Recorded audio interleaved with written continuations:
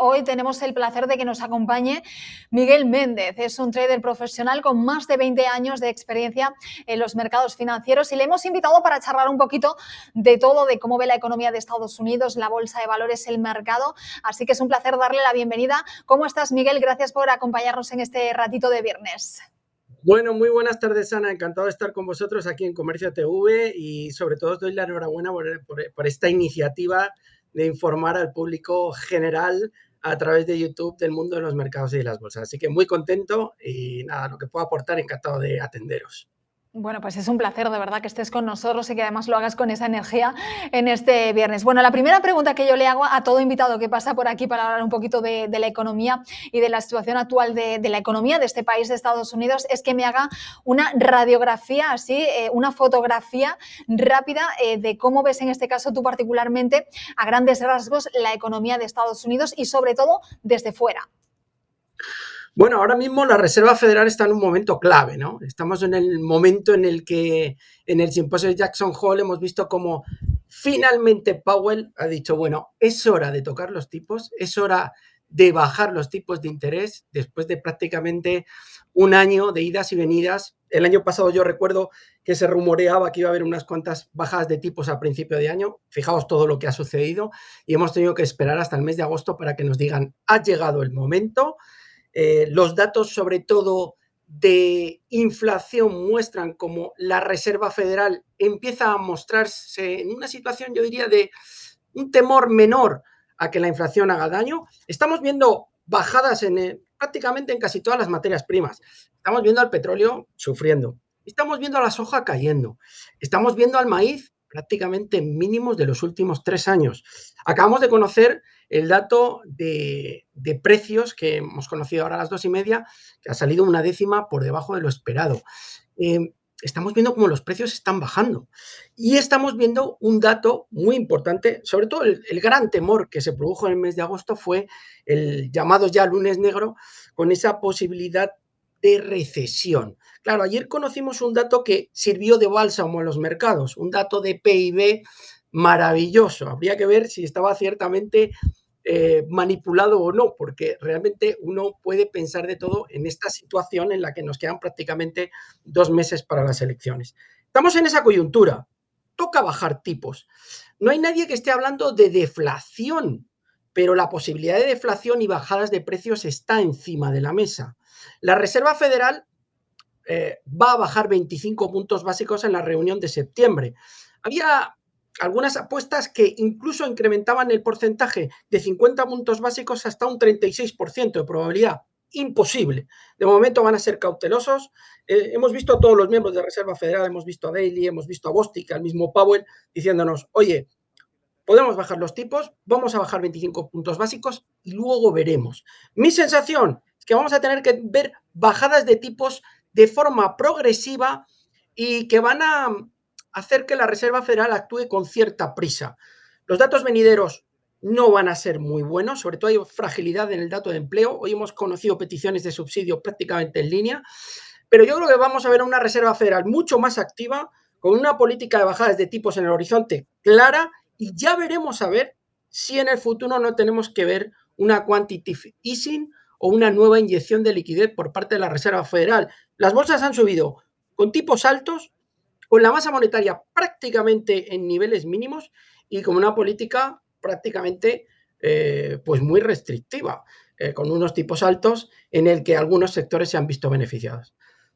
A partir de ahora, importante, si quieres tocamos el tema electoral, porque ese también es muy importante y va a tener mucho que ver en ello. Perfecto, ahora te pregunto por el tema electoral, pero con todo lo que has mencionado, es verdad, ¿no? Hace prácticamente unos días, a primeros de agosto, con ese lunes negro, estábamos hablando de una recesión, de que había que reunir inmediatamente a los miembros de la Reserva Federal, una reunión de emergencia, y luego parece que las cosas se calman, aparecen datos que son alentadores. Luego te pregunto también por los datos del empleo y cómo ves el empleo en Estados Unidos, porque quizá ahora eso es lo que preocupa, pero también con ese dato que acabamos de conocer del índice de precios de los gastos de consumo, que ha subido un 0,2%. ¿Crees que ya la inflación, este término que nos ha atosigado tantísimo a los ciudadanos de a pie, cuando vamos al supermercado, cuando queremos comprar la inflación, cuando tenemos que hacer cuentas en casa, ¿crees que la inflación empieza realmente a dominarse en Estados Unidos? Bueno, yo creo que tenemos que diferenciar el tema del supermercado, que sigue estando carísimo, Ana. La verdad es que uno va y se ha prácticamente duplicado, de los datos en términos económicos. Mi sensación es que la Fed ve que la inflación está controlada. Es decir, tenemos un petróleo en $75 con posibilidades de ir a buscar soporte en 71. Estamos viendo, como te he comentado, casi todas las materias primas bajando de forma muy importante. Eso se va a traducir en los posteriores y venideros datos económicos macro que vamos a conocer. Solamente una complicación en el panorama geopolítico. Podríamos hablar de esa posibilidad de corte de suministro de gas a Europa. Ya ha dicho en este caso Zelensky que muy probablemente no va a renovar el contrato que tiene con Rusia. Eso podría disparar el precio del gas. Solamente algún fenómeno o algún acontecimiento geopolítico extraordinario podría complicar el hecho de que los precios empiecen a subir. Yo creo que la Reserva Federal ha perdido completamente el miedo y que es que ahora es necesario que se produzca la bajada de tipos, porque si tardasen mucho, podríamos ver, ahí sí que podríamos ver una contracción económica importante. Muy importante que los datos de PMI empiecen a mejorar y empecemos a ver PMIs, sobre todo el manufacturero, por encima de la zona de 50, que muestran expansión. Importante que la Fed sea capaz de controlar la inflación, bajar los tipos y siga con los datos de crecimiento en orden. ¿Por qué te decía antes que los datos pueden estar entre comillas, un poco manipulados por el tema electoral? Estamos a 2 meses de las elecciones. Yo creo que los demócratas lo tienen complicado, a pesar de lo que digan algunas encuestas. Yo creo que la realidad es otra y que Trump tiene muchísimas posibilidades de convertirse en el próximo presidente. Y en esta coyuntura, nosotros en nuestro canal de la magia de la bolsa hablamos mucho de ello, mi compañero Alberto y yo, hay que dar la sensación al votante de bonanza económica. Y eso se construye con unas bolsas que tienen que continuar al alza para que el votante llegue a la urna con esa sensación de bonanza económica. Además, allí en Estados Unidos prácticamente cualquiera tiene invertido en sus mutual funds, en sus acciones, etcétera. Es diferente un poco a lo que ocurre en España. Casi todo el mundo tiene cierto interés en que los mercados financieros marchen bien. Con todo ello, es lo que puede pasar. Año electoral normalmente, Ana, siempre es positivo en bolsa, con un porcentaje de probabilidad por encima del 83%. Estamos teniendo un muy buen año bursátil.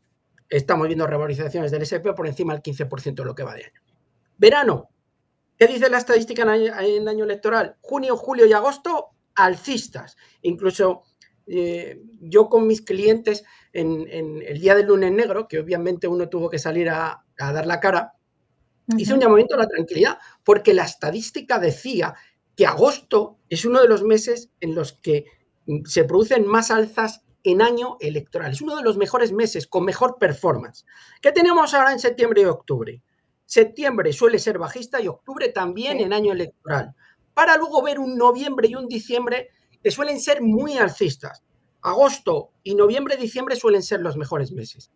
Y te voy a dar otro dato. Por lo tanto, lo ideal ahora sería recoger estas subidas, cerrar parte de los portfolios, es decir, aumentar el grado de liquidez un 20 o un 30%, dejar algo de liquidez y a medida que vaya subiendo el mercado, si sigue subiendo, pues ir haciendo un poquito más de liquidez.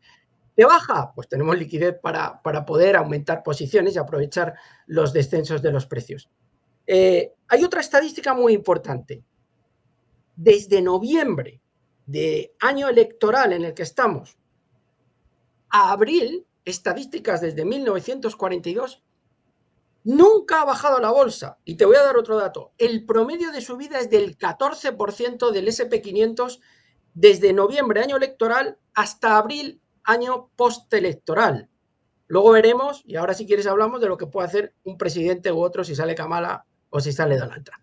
Bueno, eso te lo voy a preguntar enseguida, porque estoy aquí escuchándote súper atenta a todo lo que nos estás diciendo y tengo un montón de preguntas que me van surgiendo. Por ejemplo, hemos pasado, como te decía antes, ahora vamos con el tema de elecciones, que de verdad me late mucho preguntarte por eso. Hemos pasado de la preocupación por la inflación a la preocupación por el desempleo. El informe de empleos de julio ha mostrado una desaceleración del crecimiento de mercado laboral y un aumento del índice de desempleo que alcanzó esa cifra que todos tenemos ahí en rojo marcada del 4,3%. ¿Este es ahora el principal problema que tiene Estados Unidos o estos son datos que están maquillados por ser ese mes de agosto, por ser verano, o si realmente es un dato preocupante? Me imagino que sí, ¿no? Yo creo que el dato real lo vamos a conocer cuando pasen las elecciones. Es decir, es preocupante. Es preocupante que empiecen a aumentar las tasas de desempleo, en este caso. Y de momento lo están controlando. Me cuesta mucho pensar que vamos a conocer cifras desastrosas antes de las elecciones. Luego ya veremos. Nos quedan solamente 2 meses. Y los demócratas tienen que quemar las naves e intentar transmitir esa sensación de bonanza al votante para quemar sus últimos cartuchos después de que las encuestas pues, le den complicaciones a la hora de esa reelección, ¿no? Vamos a ver cómo va. De momento los datos de petición de subsidio no han sido desastrosos, han salido prácticamente en línea. De momento los datos están conteniéndose. Yo creo que ya nos lo dijo Powell el otro día. Tenemos que prestar mucha atención al dato de empleo. Y ellos adelantaron que los datos venideros no van a ser extraordinariamente buenos. Por lo tanto, muy probablemente vamos a ver datos por debajo de las estimaciones, pero que no sean desastrosos. Si viéramos que el empleo empieza a caer, bajadas de tipos más aceleradas y quantitative easing al canto. Con las bajadas de tipos, ¿dónde podemos ir en bolsa o qué podemos prever? ¿Qué sectores lo pueden hacer bien? Los más apalancados. Es decir, los que sufren más o han sufrido más con unos tipos de interés altos. Hemos visto al sector financiero, sobre todo banca, haciéndolo muy bien con tipos altos, es normal, aumenta sus márgenes, ganan más dinero, pero probablemente eléctricas, que están muy apalancadas, a mí, sinceramente, creo que el sector solar que está, hay muchas compañías que están cerca del Chapter 11 en Estados Unidos, pero ETFs del sector solar podrían hacerlo bien. Ojo al Russell 2000, que está empezando a mostrar cómo empieza a captar la atención de los inversores. Estamos viendo ya cierta subida en el Russell. Me centraría sobre todo en compañías de crédito, compañías pequeñas. Estoy hablando sobre todo de los activos más riesgosos. Lending Tree, Lending Club, compañías que prestan dinero y que lo han hecho muy bien con tipos altos. Una Upstart Holdings, que tiene inteligencia artificial, puede hacerlo muy bien. Bit Digital. Esto, aquí tendríamos que poner poca cantidad de dinero. La gran cantidad del portfolio, ¿dónde tiene que estar? En las compañías de mediana y gran capitalización sin ser mega. Es decir, yo creo que lo van a hacer bien Amazon, Apple, Meta, etcétera, Microsoft. Sí, pero no lo van a hacer tan bien como lo han hecho. La diferencia de performance entre las 493 compañías del SP500 y las que denominan 7 magníficas ha sido muy importante y se tiene que acortar. Entonces, compañías industriales, yo creo que va a ir mejor el sector industrial que el sector tecnológico. Lo pueden hacer muy bien. Hablo, por ejemplo, de un Cintas, hablo de compañías aseguradoras que siguen muy bien, a FLAG, un Primérica, un Arthur J. Gallagher, un Accenture, un Adobe. Puede haber cierto sector tecnológico, una Coca-Cola que lo está haciendo bien, un McDonald's. Hay compañías que tienen predisposición alcista por parte de Wall Street y pueden seguir con buen tono. Federal Signal de señalizaciones, muchas compañías, me viene a la cabeza McKesson, todo el caviar que yo llamo bursátil de mediana gran capitalización, cuyo modelo de negocio es potente, cuyos resultados son sólidos y consistentes, cuyas cifras de PER, de PEG y de cotización número veces ventas, el price to sales, son buenas. Y esas compañías que siempre nos van dando rendimiento. Podríamos tener algo en algunas, un poco entre comillas, defensivas, como Riley Automotive, son repuestos y automoción, un AutoZone también lo puede hacer bien en un determinado momento, un Constellation Software, Canadá, sería una compañía que a mí me encanta, un Arch Capital que lo sigue haciendo bien. Tenemos que tener un portfolio muy equilibrado, pero dar un poco de protagonismo a estas compañías del Russell 2000, que puede ser que con estas bajadas de tipos de la Reserva Federal nos den ese punch al portfolio que necesitamos para tener una rentabilidad equilibrada. Muy interesante todo lo que cuentas. Yo te iba a preguntar precisamente en qué sectores crees que deberíamos de invertir o tener en cuenta en este momento o en este presente, y bueno, la verdad que me lo has contestado. Vamos ahora sí a este tema de las elecciones. Antes mencionábamos que normalmente el mes de septiembre suele ser un mes tranquilo en la bolsa, pero que claro, en este año tenemos dos desafíos muy importantes: elecciones a la vuelta de la esquina y por supuesto el recorte de tipos de la Reserva Federal los días 17 y 18 de septiembre se van a reunir.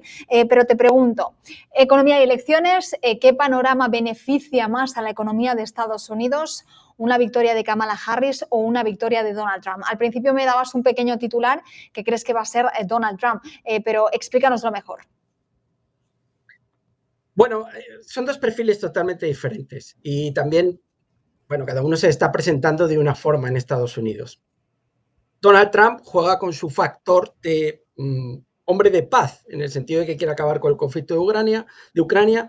Kamala yo creo que es un poco más belicista o así intentan presentarse de cara a la opinión pública.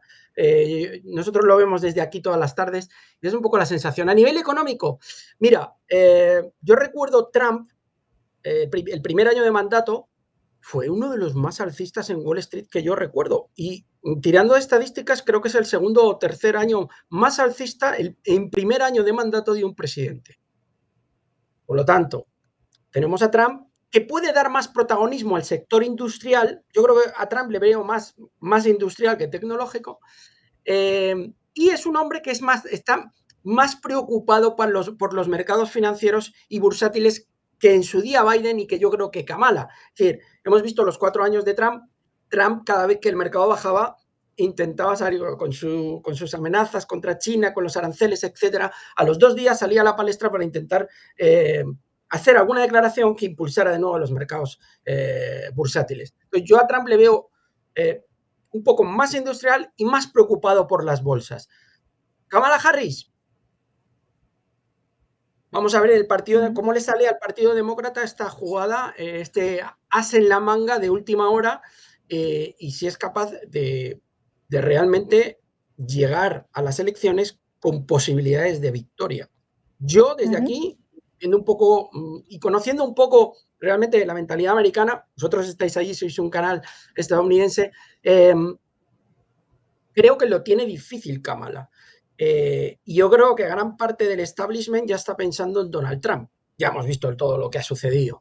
Sector armamentístico, lobby armamentístico, por supuesto, un sector que ha estado yendo muy bien, y por hacer algún apunte también, Ana, en este sentido, sector aeroespacial y defensa, sigue muy alcista. Estamos viendo a Lockheed Martin, fantástico.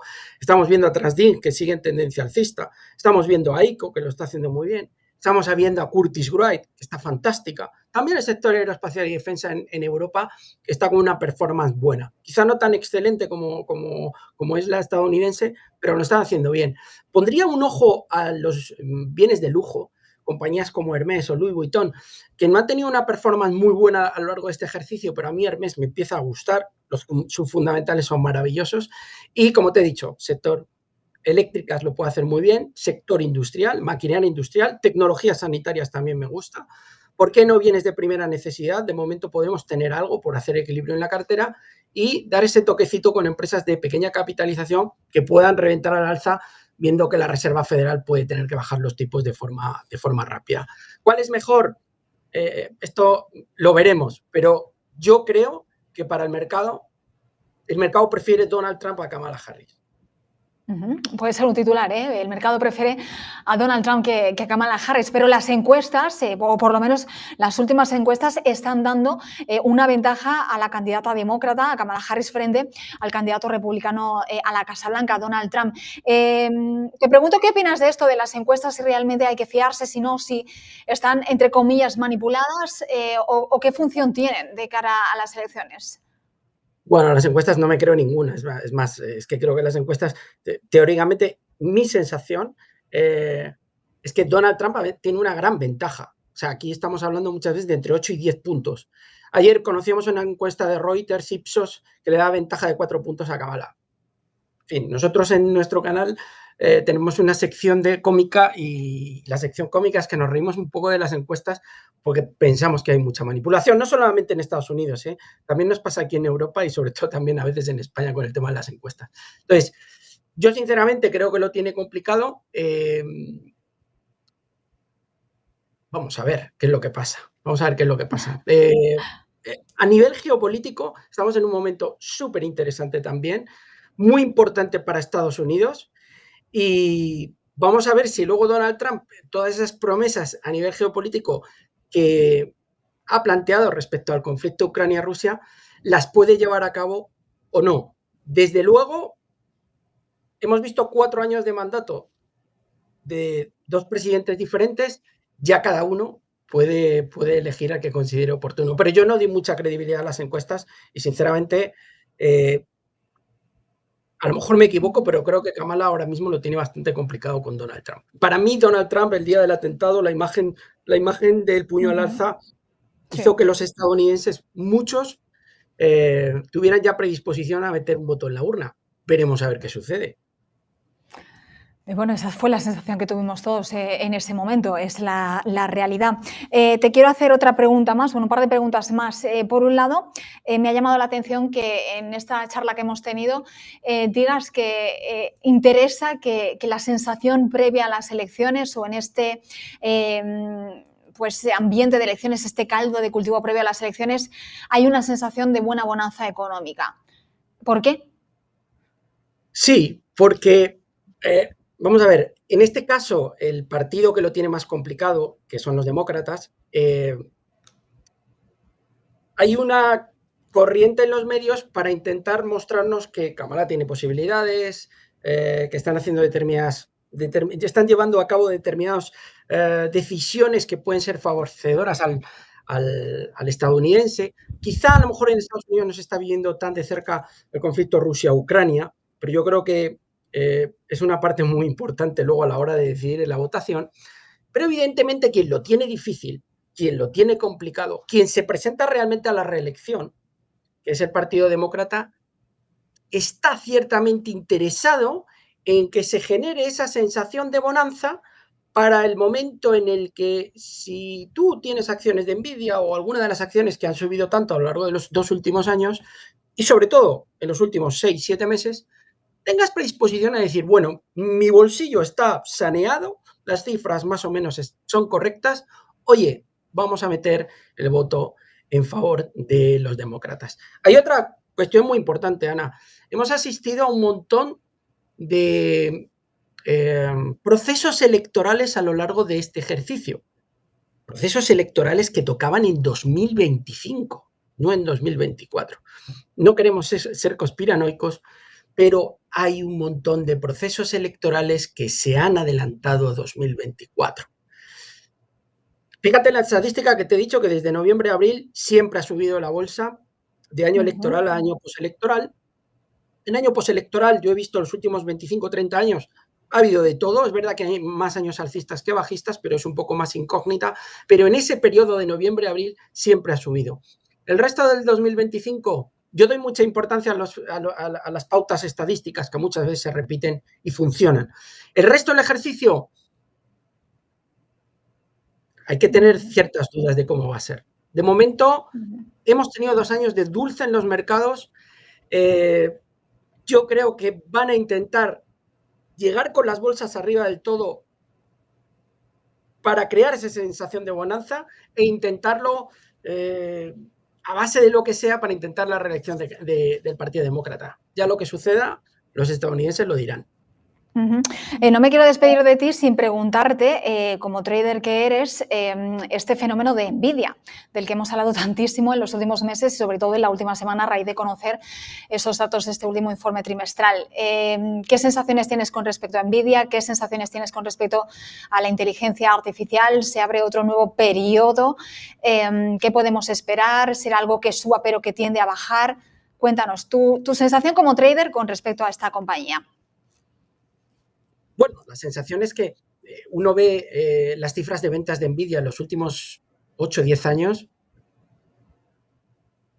y pueden de determinada forma justificar el aumento del precio y de la capitalización y de las cotizaciones. ¿Qué es lo que pasa ahora? Hemos conocido los resultados hace un par de días. Los resultados son buenos, son unas cifras espectaculares. ¿Qué ocurre? Que el mercado, ayer vimos una cierta corrección en Nvidia, hoy está recuperando, ayer caía en torno a 5 puntos porcentuales, ahora estaba en positivo.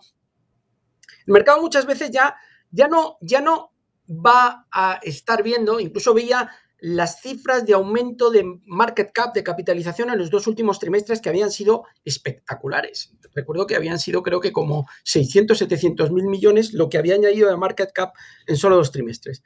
Ahora lo importante es, Nvidia tiene un reto, no el reto de seguir consiguiendo cifras magníficas. Ese prácticamente el mercado lo da por descontado, sino será capaz de mantener el ritmo tan bestial y brutal de crecimiento que está mostrando a lo largo del último año y medio. ¿Podrá la inteligencia artificial llegar a convertirse en una realidad?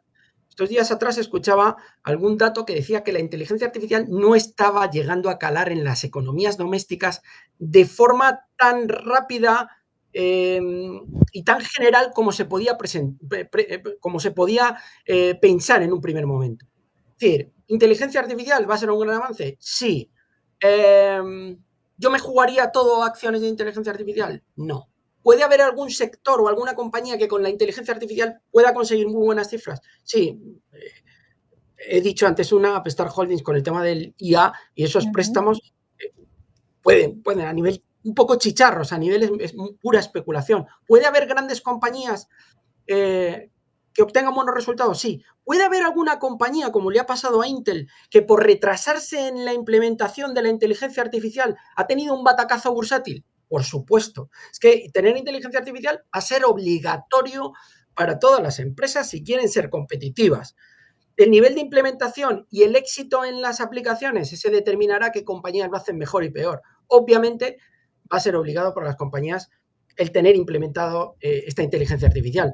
Pero yo a nivel bursátil no me volvería loco con empezar a comprar compañías como Super Microcomputer y todo lo que es C3AI, etcétera. Porque podemos ver compañías que han pasado de $50 a 800 y que vuelvan a donde estaban, a los $50. El dinero tiene que estar en las grandes compañías que aportan a la cuenta de resultados de forma recurrente.